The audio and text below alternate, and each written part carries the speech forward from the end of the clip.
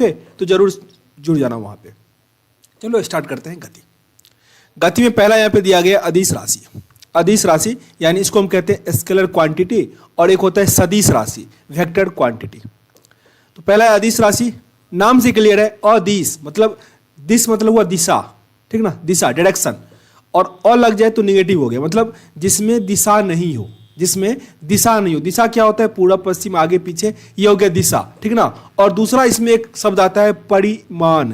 परिमाण का मतलब हुआ कि जिसमें डिजिट का यूज हुआ है। जैसे मैंने कहा कि 5 मीटर कोई नॉर्थ गया, तो मैंने जब नॉर्थ कह दिया ना या आगे गया, तो वो हो गया दिशा, ठीक। और ये जो 5 मीटर है ना, वो आपका क्या होता है? परिमाण होता है। तो परिमाण जनरली सब में होगा ही, ठीक। तो अदिश राशि का डिफिनीशन क्या है? वैसी भौतिक राशि जिसमें केवल परिमाण हो, दिशा नहीं हो। क्लियर? परिमाण तो है पर दिशा नहीं है, उसे हम कहेंगे अदिश राशि। क्लियर? जैसे मैंने कह दिया 5 मीटर, तो ये हुआ अदिश। ओके, मैंने कह दिया 5 मीटर ईस्ट, ये हो गया सदिश। क्लियर? इसका एग्जाम्पल क्या सब है वो आपके लिए सबसे अधिक इंपॉर्टेंट है। द्रव्यमान, चाल, आयतन, कार्य, समय, ऊर्जा। द्रव्यमान, चाल, आयतन, कार्य, समय, ऊर्जा। देखो याद करने का तरीका तो याद कर लो। एक है कि अदिश राशि जो होगा कभी भी माइनस में नहीं होगा। अदिश राशि क्या होगा? और साथ ही जो सदिश राशि होता है, जैसे मान लो कोई फार्मूला है, मतलब मैंने कोई जैसे मूल मात्रक पढ़े थे, व्युत्पन्न मात्रक पढ़े थे, तो हम किसी डिफिनीशन के थ्रू अगर किसी का वैल्यू निकालते हैं और वहां पे किसी सदिश राशि का वर्ड प्रयोग हो गया, मतलब वो भी सदिश राशि हो जाएगा। आगे हम और डीपली पढ़ेंगे, अभी बस देखो लाइन बाय लाइन पढ़ते हैं। नोट में दिया गया है विद्युत धारा, ताप, दाब, ये सभी क्या है? अदिश राशि है। साथ ही द्रव्यमान, चाल, आयतन, कार्य, समय, ऊर्जा, ये भी क्या है? अदिश राशि है। अदिश राशि क्लियर हो गया होगा। अब आते हैं सदिश पे। सदिश राशि वैसी भौतिक राशि जिसमें परिमाण के साथ साथ दिशा भी होती है और जो योग के निश्चित नियम के अनुसार जोड़ी जा सकती है, इसे हम कहेंगे सदिश राशि, जिसमें दिशा और परिणाम दोनों हो। एग्जाम्पल क्या सब इसका? वेग, विस्थापन, बल, त्वरण आदि। वेग, विस्थापन, बल, त्वरण आदि, ये सब हुआ सदिश राशि। एक बार दोनों का फिर से हम रिवाइज करते हैं। अदिश राशि में क्या सब था? द्रव्यमान, चाल, आयतन, कार्य, समय, ऊर्जा, विद्युत धारा, ताप, दाब, ये सब क्या हुआ? अदिश राशि हुआ। सदिश में क्या सब है? वेग, विस्थापन, बल, त्वरण, ये सब क्या हुआ? सदिश राशि है। अब आगे सबको और थोड़ा डिफाइन करके दिया हुआ है। देखो जैसे दूरी है, किसी दिए गए समय अंतराल में वस्तु द्वारा तय किए गए मार्ग की लंबाई को दूरी कहते हैं। दूरी हमेशा क्या होगा? पॉजिटिव होगा। तो ये क्या हुआ? अदिश राशि है। दूरी हमेशा क्या होगा? पॉजिटिव होगा, और ये एक अदिश राशि है। जबकि विस्थापन क्या होता है? विस्थापन देखो, जैसे मान लो एक पॉइंट यहां पे है और एक पॉइंट यहां पे है, लेकिन रास्ता जो है ना यहां से होते हुए जाता है, तो विस्थापन होता है स्टार्टिंग पॉइंट और लास्ट पॉइंट को मिलाने वाली सबसे छोटी रेखा जो होता है ना, वो होता है विस्थापन। तो ये भी एक प्रकार से दूरी ही हुआ, ठीक ना। लेकिन यह क्या है? सदिश राशि है, क्योंकि इसमें आपको दिशा बताना पड़ेगा कि इधर से आपको जाओ, तो दिशा बताना जरूरी है। तो यह निश्चित दिशा में दो बिंदुओं के बीच की लंबवत न्यूनतम दूरी को विस्थापन कहते हैं। यह सदिश राशि है। इसका ऐसा मात्रक क्या है? मीटर है, क्योंकि लंबाई है तो मात्रक मीटर ही होगा। विस्थापन धनात्मक, ऋणात्मक और शून्य भी हो सकता है। क्लियर? तो ये ऋणात्मक जब भी आ गया ना, तो ये आपका क्या हो जाएगा? ये सदिश राशि होगा। मैंने ऊपर भी जिक्र किया था कि जो अदिश होगा वो हमेशा पॉजिटिव होगा, निगेटिव नहीं होगा। और जिसमें भी आपको निगेटिव का थोड़ा भी साइन लग रहा है ना, वो आपका क्या हो जाएगा? सदिश राशि हो जाएगा। देखो ये ऑथेंटिक नहीं है, मैं आपको बस गेस करने के लिए सदिश है या अदिश है ये बताने के लिए ट्रिक बता रहा हूं, ठीक ना। आगे आते हैं चाल पे। चाल यानी स्पीड, किसी वस्तु द्वारा प्रति सेकंड तय की गई दूरी को चाल कहते हैं। मतलब 1 सेकंड में किसी ने कितना दूरी किया, उसे हम क्या कहते हैं? चाल। चाल बराबर दूरी बट्टे समय। यह क्या है? अदिश राशि है, और इसका मात्रक क्या होगा? मीटर पर सेकंड। मीटर पर सेकंड। देखो चाल और वेग आपको सुनने में एक जैसा लगेगा, लेकिन चाल क्या है? यह एक अदिश राशि है, और वेग क्या है? सदिश राशि है। क्यों है? तो चाल में देखो, चाल बराबर क्या हुआ, दूरी बटे समय। दूरी भी यहां पे क्या था, अदिश राशि था, और ये भी क्या था, अदिश राशि था। क्लियर। लेकिन वेग में क्या होता है, विस्थापन आ जाता है, विस्थापन बटे समय हो जाता है। और विस्थापन क्या था, ये था सदिश राशि। विस्थापन क्या था, सदिश राशि था। तो इसीलिए वेग की भी क्या हो जाएगा, सदिश राशि हो जाएगा। क्लियर। अब इसका डिफरेंशियल पढ़ो क्या है। किसी वस्तु के विस्थापन की दर को या एक निश्चित दिशा में प्रति सेकंड वस्तु द्वारा तय की गई दूरी को वेग कहते हैं। यह एक सदिश राशि है। इसका एसआई मात्रक क्या है, मीटर पर सेकंड। अब देखो चाल और वेग को थोड़ा फिर से समझते हैं। चाल बराबर था दूरी बटे समय, ठीक ना, और वेग बराबर क्या है, विस्थापन बटे समय। दोनों का ये मीटर ही होगा, विस्थापन भी मीटर में है, नीचे सेकंड है, तो मीटर पर सेकंड दोनों का मात्रक सेम है, दोनों का मात्रक सेम है, दोनों का जो बीमा होगा वो सेम होगा। मतलब ये होगा मीटर s-1 ये होगा, ठीक ना। लेकिन चाल यहां पे क्या है, अदिश राशि है, और वेग क्या है, सदिश राशि है। देखो मैं काफी कोशिश करता हूं कि जो कमजोर से कमजोर छात्र हैं वो समझ सके, इसलिए बार बार रिपीट करता हूं, ठीक ना। अगर आपको ऐसा लग रहा है कि मुझे तो सब कुछ आता ही है, तो थोड़ा पेशेंस रख के फास्ट करके देख लो, ठीक ना, क्योंकि सबको पढ़ाना है। और अभी देखे हो ना तो रिवाइज करोगे ना तो भूलोगे नहीं, हेल्प ही करेगा आपको। ओके, आगे आपका त्वरण यानी एक्सेलरेशन। एक्सेलरेशन क्या होता है, सिंपल समझो। मोटरसाइकिल चलाते हो गए ना, उसमें होता है एक्सीलेटर। एक्सीलेटर लेने से क्या होता है, गाड़ी का स्पीड क्या होता है, बढ़ जाता है। मतलब आपका गाड़ी का स्पीड था 10 किलोमीटर पर सेकंड, मतलब मीटर पर सेकंड, ठीक ना, और कुछ देर के बाद ये स्पीड हो गया 40 मीटर पर सेकंड। ओके, तो ये स्पीड बढ़ा, लेकिन इसमें टाइम कितना लगा ना, टाइम कितना लगा वो, मतलब दोनों का डिफरेंस करो और टाइम से डिवाइड कर दो, वो होता है आपका त्वरण। मतलब दोनों के चाल का जो डिफरेंस होता है उसे ही हम क्या कहते हैं, त्वरण कहते हैं। तो त्वरण में क्या है, किसी वस्तु के वेग में परिवर्तन की दर को त्वरण कहते हैं। उसके वेग में कितना परिवर्तन आया उसे ही हम क्या कहते हैं, त्वरण कहते हैं। और वेग में परिवर्तन हुआ है तो वेग बराबर क्या होता था, विस्थापन बटे समय। तो वही फॉर्मूला यहां पे लगेगा। यह एक क्या हो जाएगा, सदिश राशि हो जाएगा, क्योंकि यहां पे विस्थापन आ गया है, ठीक ना। सदिश राशि है त्वरण हमारा। इसका एसआई मात्रक क्या है, मीटर पर सेकंड स्क्वायर। यहां पे बच्चे गलती करते हैं, मीटर पर सेकंड पे टिक कर देते हैं, ठीक ना। आपको टिक करना है मीटर पर सेकंड स्क्वायर पे, मीटर पर सेकंड स्क्वायर मतलब मीटर s-2 पे टिक करना है आपको, ठीक ना। यदि समय के साथ वस्तु का वेग घटता है तो त्वरण क्या होगा, ऋणात्मक होगा। जैसे मान लो मैंने कहा 10 से 40 तक गया, ये भी तो हो सकता है 40 का स्पीड था और फिर आपने 10 की स्पीड में लेके आ गया, तो वहां पे क्या हुआ, डिक्रेशन हुआ, मतलब एक्सेलरेशन नहीं हुआ, डिक्रेशन हुआ। तो वहां पे क्या होता है, निगेटिव हो जाता है। इसे हम क्या कहते हैं, रिट्रेडक्शन कहते हैं, मंदन कहते हैं। तो प्लस माइनस दोनों हो रहा है, तो ऐसे ही समझ लो कि ये क्या हो गया, सदिश राशि हो गया। क्लियर हुआ त्वरण।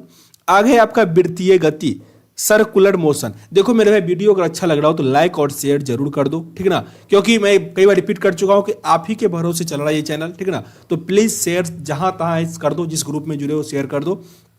और सब्सक्राइब नहीं किए अगर आप, तो आप क्या कर रहे हो, कर दो सब्सक्राइब, क्या जाता है करने में, कर दो। यहां पे देखो वृत्तीय गति, सर्कुलर मोशन। जब कोई वस्तु किसी वृत्ताकार मार्ग पर चलती है तो उसकी गति को वृत्तीय गति कहते हैं। मतलब वृत्त के चारों साइड चल रहा है तो उसको हम क्या कहेंगे, वृत्तीय गति। मतलब वृत्त पे गति कर रहा है तो वृत्तीय गति हो गया। या यदि वह एक समान चाल से गति करती है तो उसकी गति को एक समान वृत्तीय गति कहते हैं, एक समान वृत्तीय गति कहते हैं। वृत्तीय गति एक त्वरित गति होती है क्योंकि वेग की दिशा प्रत्येक बिंदु पर बदल जाती है। मतलब वेग की दिशा जो होता है ना सर्कुलर मोशन में, वो हर पॉइंट पे चेंज होता है। मतलब कोई भी वस्तु सीधी रेखा में गमन करना चाहता है, ठीक ना, लेकिन वहां पे एक सर्कल से एक बंधा डोर होता है जो उसको अपनी तरफ खींचता है। तो हर पॉइंट पे वो क्या होता है, उसका गति चेंज होता रहता है। मतलब हर बिंदु पे वो क्या होता है, बदल जाता है। एक चीज समझो, त्वरण में मैं बताना भूल गया, त्वरण कभी जीरो भी हो सकता है, हाँ बिल्कुल हो सकता है। अगर आप कांस्टेंट स्पीड से जा रहे हो ना तो त्वरण क्या होगा, जीरो होगा। एक दो प्रश्न और आता है, अगर त्वरण बढ़ेगा, मतलब आप एक बस में बैठे हुए हो, ठीक ना, त्वरण बढ़ रहा है, मतलब गाड़ी का स्पीड बढ़ रहा है, तो आप पीछे की तरफ झुकोगे। और अगर गाड़ी धीरे हो रहा है, मतलब स्लो हो रहा है, डिक्रेशन हो रहा है, तो आप आगे की तरफ झुकोगे। प्रश्न एक ऐसा आया हुआ था, मतलब ये आईबी वाले एग्जाम में था कि एक बस में एक रस्सी टंगी हुई है, ठीक ना, और इसमें गेंद लगा हुआ है। गेंद पीछे की तरफ आ गया, ऐसे आ गया। इसका मतलब इसका एक्सेलरेशन पॉजिटिव है कि निगेटिव है? तो एक्सेलरेशन पॉजिटिव है, वस्तु पीछे की तरफ गया ना, मतलब गाड़ी आगे की तरफ गई है। ओके, अगर ये बैलून पीछे आगे की तरफ आ रहा है ना, मतलब गाड़ी धीरे हो रही है। क्लियर? वहां पे जो एक्सेलरेशन है वो माइनस में है। अब देखो कोणीय वेग, एंगुलर वेलोसिटी, वृत्ताकार। अब देखो यहां पे वेलोसिटी शब्द का प्रयोग किया गया है और मैंने क्या कहा, वेलोसिटी क्या है, सदिश है, तो एंगुलर वेलोसिटी भी क्या हो जाएगा, सदिश हो जाएगा। क्लियर। अब यहां पे देखो वृत्ताकार मार्ग पर गतिशील कण को वृत्त के केंद्र से मिलाने वाली रेखा 1 सेकंड में जितना कोण घूमेगा, मतलब 1 सेकंड में जितना कोण घूमेगा उसे हम क्या कहते हैं, कोणीय वेग। 1 सेकंड में जितना कोण वो घुमा उसे हम क्या कहते हैं, कोणीय वेग कहते हैं। इसे प्रायः ओमेगा से प्रकट करते हैं। ओमेगा बराबर क्या होता है, थीटा बटे टाइम। मतलब अगर ये ऐसा है और यहां से इतना दूरी, ये मान लो ये 30 सेकंड है, ठीक है ना, और ये दूरी जो है मान लो 20 मीटर इसने कवर कर लिया, तो आपको कहा जाएगा कि इसका कोणीय वेग कितना होगा। तो आप निकालोगे ये 30 इसका वैल्यू हुआ, नीचे टाइम कितना लगा। अच्छा यहाँ पे ये डिस्टेंस दे दिया गया है ना, तो आपको टाइम मतलब कितना टाइम लगा वो पता होना चाहिए। मान लो 20 मतलब सेकंड लगा, तो 20 से डिवाइड दोगे, वो आपका क्या हो जाएगा, कोणीय वेग हो जाएगा। क्लियर। यहाँ पे डिस्टेंस का काम नहीं है, डिस्टेंस का काम रहेगा, मतलब डिस्टेंस का काम ही नहीं है यहाँ पे। ओके, यहाँ पे समझाने का प्रयास किया गया है कि यदि कण 1 सेकंड में n चक्कर लगाता है तो ओमेगा बराबर क्या हो जाएगा, 2 पाई n, 2 पाई n। ओके, क्योंकि एक चक्कर में कण, एक चक्कर अगर पूरा लगाएगा तो कितना डिग्री का होता है, 360 डिग्री का होता है, इसीलिए 1 पाई 360 रेडियन घूम गया। और अगर डिग्री में कर देगा तो 360 को हटा के हम क्या कर देंगे, n लगा देंगे, तो वही यहाँ पे एंगल डाल दिया गया है और वही फार्मूला बना दिया। उसको पढ़ने से कोई मतलब, पूरा पढ़ने में वही दिया गया है। तो v बराबर 2 पाई RN हो जाएगा। यहाँ पे आपको ये फॉर्मूला याद रखना है। रेखीय चाल बराबर क्या हो जाएगा, कोणीय चाल गुणे त्रिज्या। रेखीय चाल बराबर क्या हो जाएगा, कोणीय चाल गुणे त्रिज्या। कोणीय चाल यहाँ पे हमने क्या पढ़ा है, 2 पाई, वो जो एंगल है वो थीटा और मल्टीप्लाई r कर दो तो वही 2 पाई RN, या फिर कैसे भी याद रखो, ओमेगा गुने r याद रखो, जैसे भी याद रखो आपको ये याद करना है। ओके, अब आते हैं न्यूटन से। आप न्यूटन के गति का नियम, मतलब गति अगर पढ़ रहे हो तो आपको न्यूटन पढ़ना ही पड़ेगा। ओके, यहां पे दिया गया न्यूटन के गति का नियम, न्यूटन्स लॉ ऑफ मोशन। भौतिकी के पिता न्यूटन ने सन 1687 ईस्वी में अपनी पुस्तक प्रिंसिपिया में सबसे पहले गति के नियम का प्रतिपादन किया। प्रश्न ये भी आता है कि प्रिंसिपिया किनके द्वारा लिखा गया था, तो न्यूटन के द्वारा लिखा गया था। 1687 ईस्वी में लिखा गया था, जिसमें गति के नियम के बारे में दिया गया है। न्यूटन की गति का 3 नियम है। तो पहला यहाँ पे पहले दिया गया है न्यूटन का प्रथम गति नियम, फर्स्ट लॉ ऑफ मोशन। यदि कोई वस्तु विराम अवस्था में है तो वह विराम अवस्था में ही रहेगा, या यदि वह एक समान चाल से सीधी रेखा में चल रहा है तो वह वैसा ही चलता रहेगा जब तक कि उस पर कोई बाह्य बल लगाकर उसकी वर्तमान अवस्था में परिवर्तित ना किया जाए। अब समझो, जैसे कि एक बॉल जो है रखा हुआ है, वो वैसे ही बना रहेगा जब तक कि आप उस पर कोई फोर्स ना लगाओ, तब वो आगे मूवमेंट नहीं करेगा। एक तो ये हुआ, इसका मतलब ये हुआ कि कोई वस्तु अगर स्थिर अवस्था में है तो वो उसी अवस्था में रहना चाहेगा। दूसरा है कि बॉल उधर से आ रहा है और अपने आप क्यों रुक जाता है, तो उस पर क्या होता है ना, हवा का घर्षण काम कर जाता है और पृथ्वी का भी घर्षण काम कर जाता है, नहीं तो वो क्या होगा, अपने आप चलता ही रह जाएगा। तो ओवरऑल यही हुआ कि कोई भी वस्तु जिस अवस्था में है, चाहे वो गति की अवस्था में हो या विराम की अवस्था में हो, वो उसी अवस्था में रहना चाहेगा। यही है न्यूटन गति का पहला नियम। और न्यूटन गति के पहला नियम को ही कहा जाता है गैलीलियो का नियम या जड़त्व का नियम। अब जड़त्व का नियम का एक प्रश्न और आ जाता है कि जड़त्व 2 टाइप का होता है। जैसे यहां पे हमने क्या पढ़ा कि विराम, और दूसरा क्या पढ़ा, गति। 2 कंडीशन है ना एक समय रहने के लिए। तो जड़त्व में क्या कर दिया कि जड़त्व एक रेस्ट का कर दिया, मतलब इनेशिया ऑफ रेस्ट, और इनेशिया ऑफ मोशन कर दिया। जड़त्व को इंग्लिश में इनेशिया कहते हैं। तो मतलब विराम का जड़त्व और गति का जड़त्व। ये क्या होता है कि आप अगर मोटरसाइकिल तो नहीं, मान लो बस में बैठे हो, ठीक है ना, बस में आप बैठे हो, गाड़ी चलना एकाएक शुरू हुआ तो आप क्या होगे, पीछे की तरफ झुक जाओगे। ऐसा क्यों हुआ, क्योंकि हम बैठे हुए थे और हमारा जो फिजिकल गति का न्यूटन का पहला नियम ये कहता है कि हम जिस अवस्था में हैं उसी अवस्था में बने रहेंगे जब तक कि कोई बाह्य बल काम ना करे। तो बस यहाँ पे बाह्य बल काम कर दिया तो इसलिए हम पीछे घुट गए। तो ये क्या हो गया, जड़त्व हुआ किसका, विराम का जड़त्व। लेकिन अगर हम घोड़े पे बैठ के कहीं जा रहे हैं, ठीक ना, और मतलब हमने उछला, मतलब घोड़ा उछला, तो हम फिर दोबारा क्या होंगे, घोड़े पे ही गिरेंगे। क्यों ऐसा हुआ, क्योंकि घोड़े के साथ हम भी क्या थे, मोशन में थे। तो इसमें क्या हुआ, गति का वो जड़त्व हुआ, ठीक ना। या फिर आगे की तरफ झुक जाते हैं, वहां भी गति का जड़त्व होता है। मतलब गति से अगर प्रश्न आ गया ना तो गति का जड़त्व, रेस्ट से प्रश्न आया तो जड़त्व हुआ रेस्ट का। पर प्रश्न क्या आता है कि जड़त्व का नियम न्यूटन के किस गति के नियम से संबंधित है? तो वो है न्यूटन के प्रथम नियम से। साथ ही गैलीलियो का नियम भी संबंधित है न्यूटन के प्रथम नियम से। तो इसमें गलती नहीं कीजिएगा, बहुत इंपॉर्टेंट है। आगे आते हैं, बाह्य बल के अभाव में किसी वस्तु की अपनी विरामावस्था या समान गति की अवस्था को बनाए रखने की प्रवृत्ति को हम क्या कहते हैं? जड़त्व कहते हैं। क्लियर? फिर से रिपीट कर दो। बाह्य बल के अभाव में किसी वस्तु की अपनी विरामावस्था या समान गति की अवस्था को बनाए रखने की प्रवृत्ति को ही मतलब जड़त्व कहते हैं। प्रथम नियम से बल की परिभाषा मिलती है। बहुत इंपॉर्टेंट प्रश्न क्या आएगा कि न्यूटन की बल का परिभाषा का जो है वो न्यूटन के गति के किस नियम से आता है? तो वो आता है न्यूटन के प्रथम नियम से। ठीक ना? बल का परिभाषा भी क्या है कि कोई वस्तु विरामावस्था में है तो रहेगा, मतलब F बराबर ma पढ़े हो ना, F बराबर ma, मतलब हालांकि तो सेकंड नियम का आ जाएगा, पर अभी याद रखो ये कि बल की परिभाषा का जो होता है ना वो न्यूटन के प्रथम नियम से आता है। मतलब सूत्र आएगा दूसरे नियम से, पर मतलब ये जो परिभाषा आता है वो कहां से आता है? प्रथम नियम से आता है। अब बल का परिभाषा क्या दिया गया है? बल वह बाह्य कारक है जो किसी वस्तु की प्रारंभिक अवस्था में परिवर्तन करता है या परिवर्तन लाने की चेष्टा करता है। बल एक क्या हुआ? सदिश राशि है। बल क्या है? एक सदिश राशि है। इसका ऐसे मात्रक न्यूटन है। क्लियर? याद रखिएगा, परिवर्तन जरूर लाएगा, अगर परिवर्तन नहीं लाएगा तो नहीं होगा, क्योंकि वहां पे डिस्टेंस से मल्टीप्लाई होता है। आप लोग पढ़े होंगे कि एक कूली अगर सर पे सामान उठा लिया है और बहुत किलो मतलब 50 किलो उठा लिया और खड़ा है, तो क्या वो काम कर रहा है? बिल्कुल भी नहीं काम कर रहा है। अगर 90 डिग्री से ले जा रहे हैं तो काम कर रहा है? नहीं कर रहा है, क्योंकि वो जीरो से मल्टीप्लाई हो जा रहा है, तो काम जीरो हो जा रहा है यहाँ पे। ठीक ना? तो ये होता है न्यूटन का पहला नियम।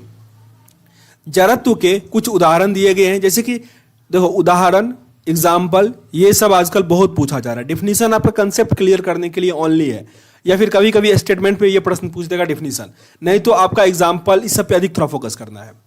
जड़त्व के कुछ उदाहरण दिए गए हैं। ठहरी हुई मोटर या रेलगाड़ी के अचानक चल पड़ने पर उसमें बैठे यात्री पीछे की ओर झुक जाते हैं। ये हुआ, मतलब गाड़ी में बैठे हो, गाड़ी चलना शुरू हुआ तो हम पीछे की तरफ झुक जाएंगे, वो होता है जड़त्व का नियम। ओके? चलती हुई मोटर कार का अचानक रुकने से हम आगे की तरफ झुक जाते हैं, ये भी हुआ जड़त्व का। कंबल को हाथ से पकड़कर डंडे से पीटने पर धूल के कण झड़कर गिर जाते हैं, ये भी क्या हो गया? जड़त्व का नियम हुआ। अब आगे हमारा दिया गया संवेग, मतलब मोमेंटम।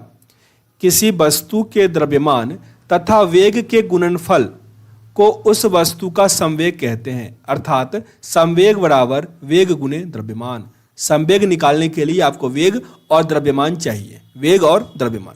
यह एक सदिश राशि है, क्योंकि इसमें क्या आ गया? वेग आ गया। यह एक क्या हो गया? सदिश राशि हो गया। इसका ऐसे मात्रक क्या है? किलोग्राम मल्टीप्लाई मीटर पर सेकेंड। अब है न्यूटन का द्वितीय गति का नियम। न्यूटन